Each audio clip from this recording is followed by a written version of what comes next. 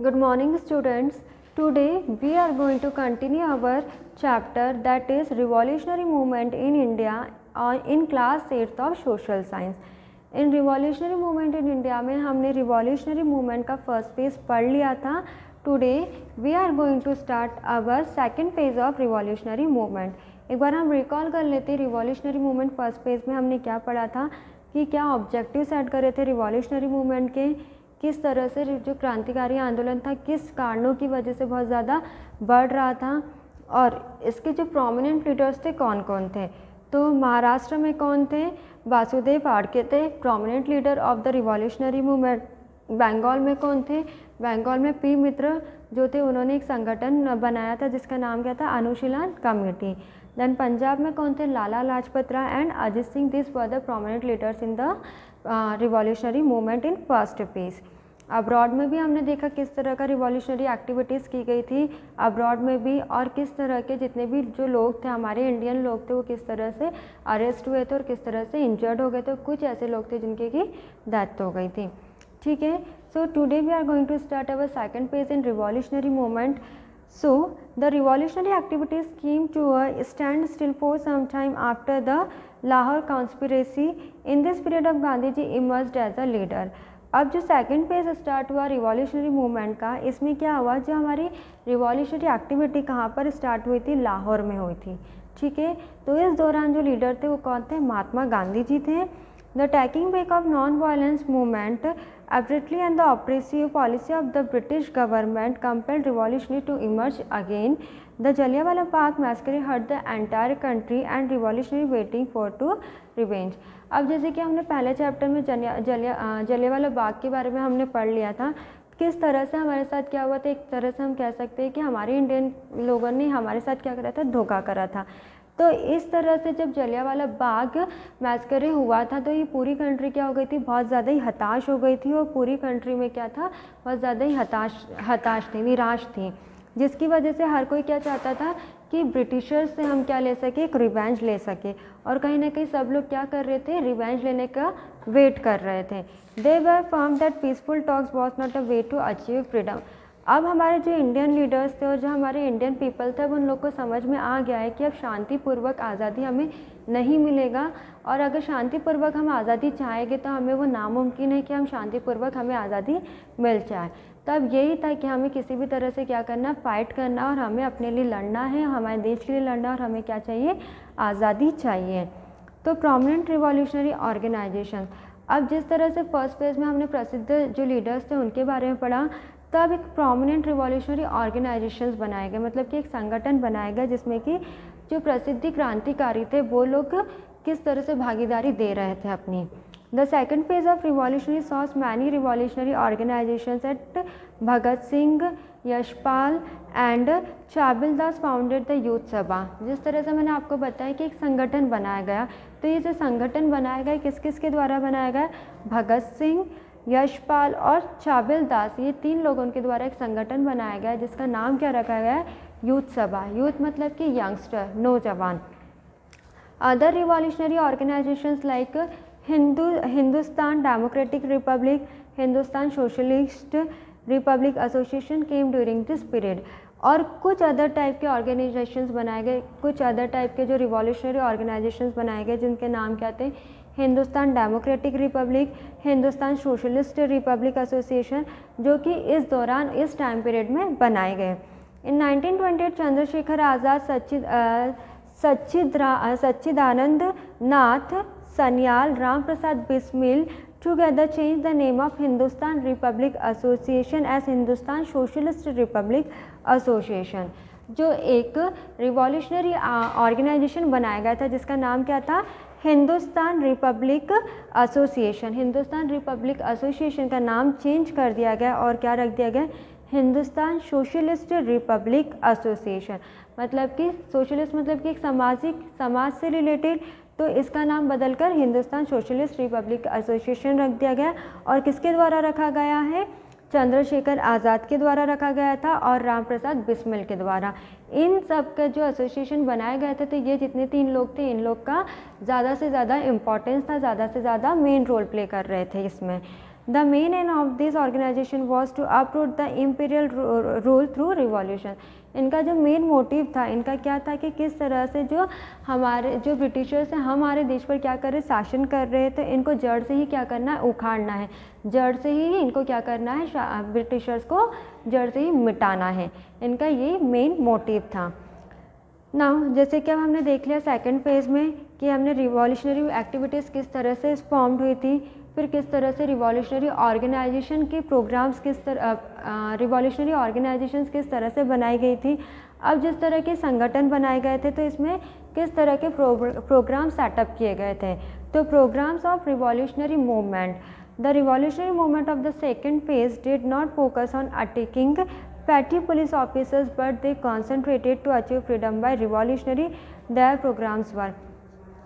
अब जो second phase था रिवॉल्यूशनरी का वो क्या था कि ज़्यादा जो फर्स्ट फेज में हमने देखा कि पुलिस लोग क्या करती थी, लाठी चार्ज कर देती थी, अटैक कर देती थी, पर सेकंड फेज में ये देखा गया है कि they don't have to focus on the attacking on the police officer, कि जितने भी पुलिस ऑफिसर्स हैं उन लोग ने क्या करा कि उनका ज़्यादा फोकस किस पर नहीं था कि now they will not attack. अब वो हमारे इंडियंस पे क्या करेंगे, अटैक नहीं करेंगे।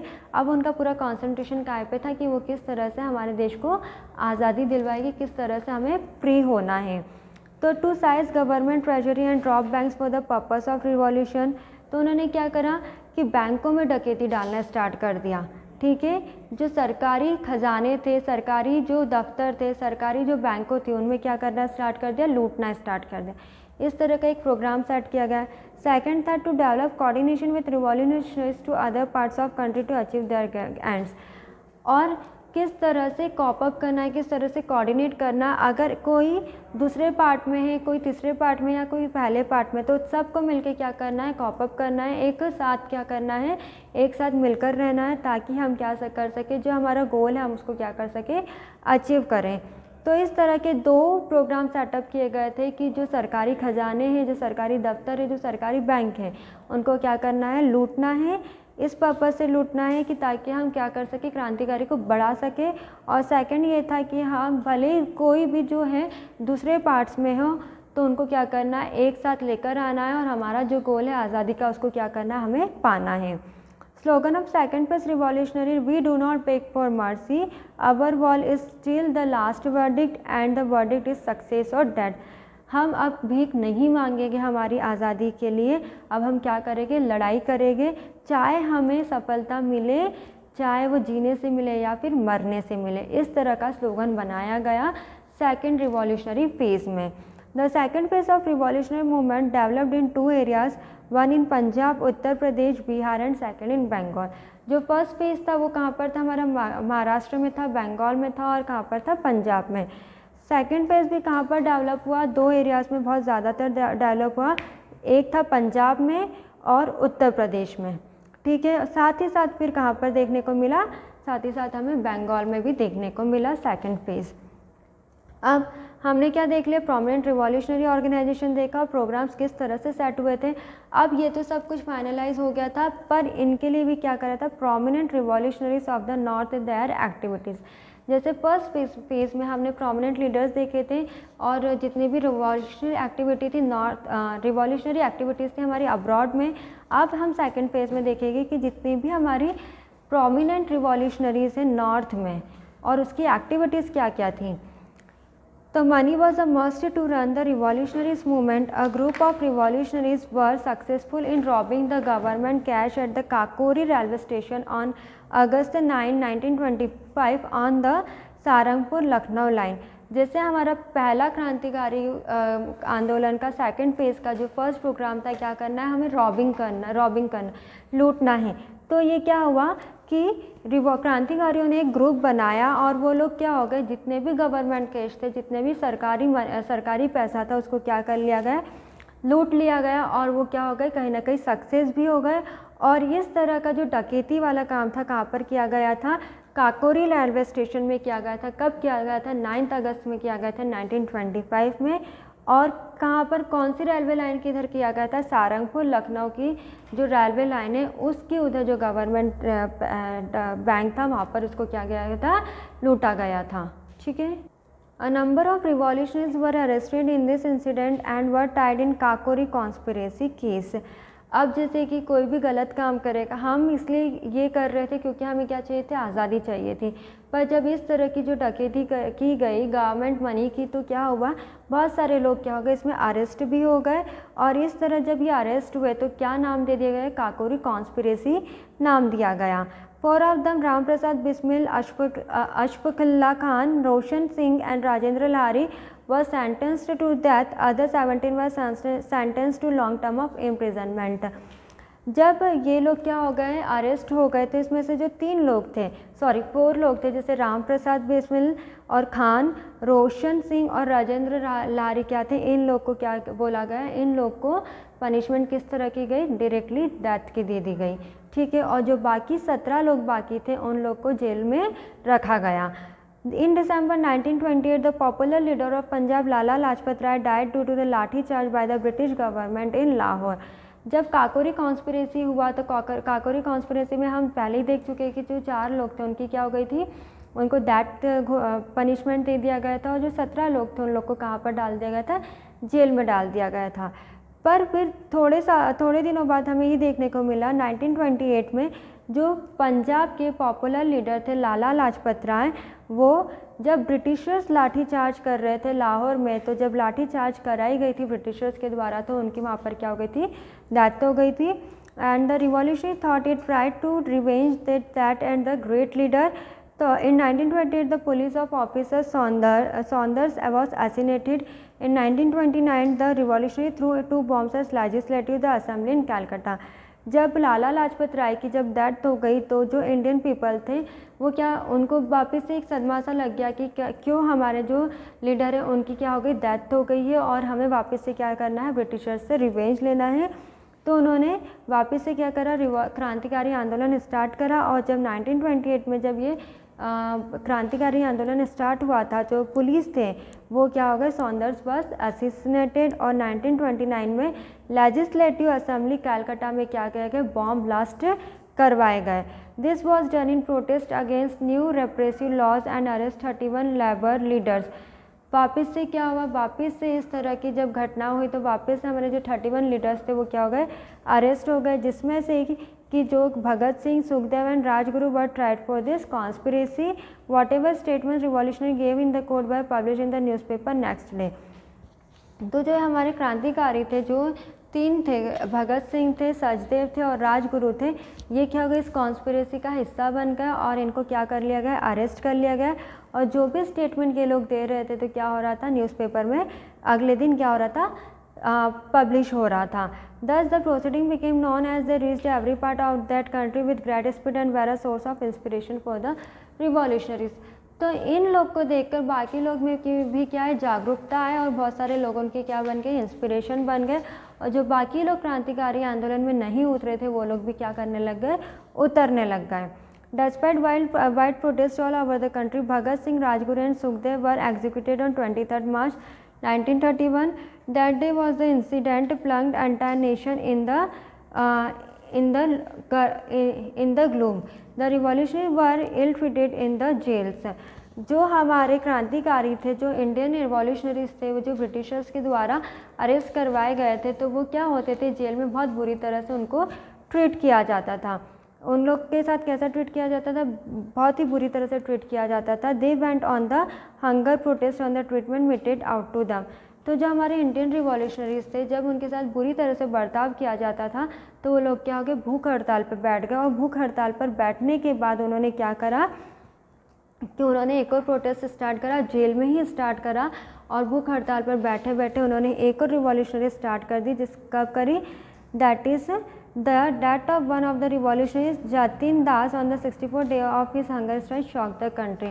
जब उन्होंने भूख हड़ताल करी थी तो उसमें से जो उनका साथी था, जिसका नाम क्या था, जिसका नाम था जतिन दास, जो कि उन्होंने कंटिन्यूसली कितने दिन की हंगर स्ट्राइक करी थी, 64 डेज़ की थी।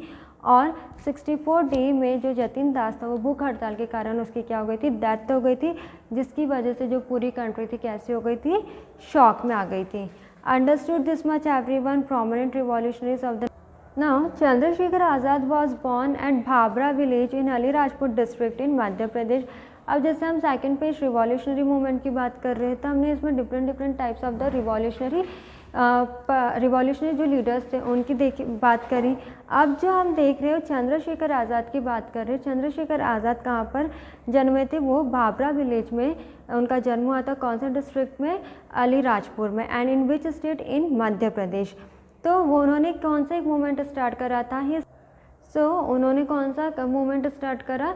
Non cooperation movement again he started. और कौन सी एज में? At the age of 14। When he was arrested, he told his name was Azad. He played a prominent role in the Kakori conspiracy, Saunders killing and bombing at the assembly. Finally, surrounded by the British police at the Tired Park in Allahabad, he shot himself. At the age of 14, जब उन्होंने ये revolution non cooperation movement start करा तो उनकी age उन्होंने क्या बताई थी? That he was at the age of 14।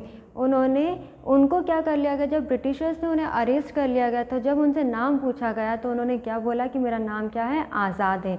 मतलब मैं किसी की गुलामी नहीं करूँगा, मैं किसी की गुलामी नहीं करूँगा, जो जैसा बोलेगा वैसा नहीं करूँगा। मैं खुद क्या हूँ? आज़ाद हूँ और मुझे जैसा लगेगा मैं वैसा खुद करूँगा। और उन्होंने क्या करा? ब्रिटिश पुलिस ने जब उनको पकड़ लिया था और इलाहाबाद में उनको किसी पार्क में रखा गया था तो उन्होंने अपने आप को क्या कर लिया था? वहीं पर ही शूट आउट कर लिया था। तो ये थे चंद्रशेखर आज़ाद, जो कि उन्होंने अपना नाम किस तरह से, अपनी पर्सनैलिटी किस तरह से बताई कि I will not follow the rules and regulations of you, my name is Azad and I will follow my rules and regulation and I have right कि मैं किस तरह से जीना चाहता हूँ और किस तरह से जीऊँगा। ठीक है। और वो किसी के दबाव में नहीं रहे और उन्हें जैसा लगा वैसा उन्होंने करा।